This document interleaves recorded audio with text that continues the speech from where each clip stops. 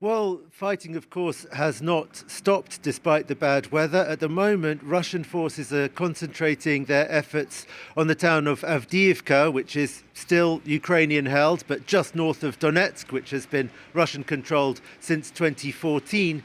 The official Ukrainian line is that they are fighting back against that Russian onslaught, and both the Ukrainians and also British intelligence have been saying that the Russians have been suffering very, very heavy losses there, perhaps their heaviest losses in terms of metre of territory gained per man lost in the whole of this invasion. But at least one Ukrainian commander admitted on Ukrainian TV this morning that the Russians have made some quite significant gains in the industrial zone just to the southeast of Avdiivka. That's between Avdiivka and Donetsk, and it's a sort of Ukrainian fortress, has been since 2014, a heavily militarized area. This Ukrainian commander said that it was too early to say that the Russians had claimed control of that industrial zone. Clearly, the Ukrainians still control at least part of it, but it does seem that there is danger there for the Ukrainians of the Russians, despite these very heavy losses, or perhaps thanks to their willingness to endure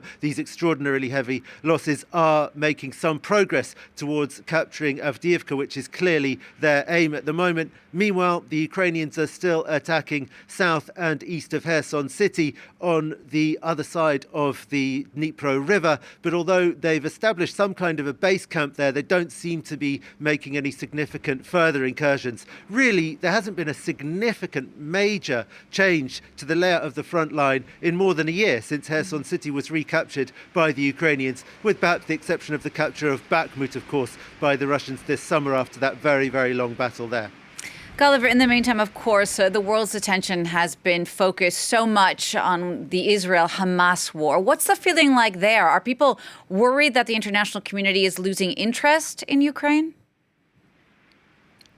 I think that is a worry. It's not just about the loss of interest. It's also about the impact that the situation in the Middle East has on international attitudes towards Ukraine. Josep Borrell, the European Union's foreign policy chief, was warning this week that in the United Nations, the European Union's attempts to maintain support for Ukraine were floundering on a perceived hypocrisy of the international community and its attitudes towards Ukraine and towards the Palestinians. He said that these conflicts are really not comparable for all kinds of reasons, but the comparison is nevertheless inevitably made when you see Palestinian cities being destroyed, Palestinian civilians suffering, just as Ukrainian civilians have suffered and Ukrainian cities have been destroyed. And yet the international community's response is, of course, very, very different. There isn't a wholehearted support for the Palestinians on the part of the international community, and some countries, particularly in the global south, are, that's affecting their willingness to sign up to international support for Ukraine. So there's that worry.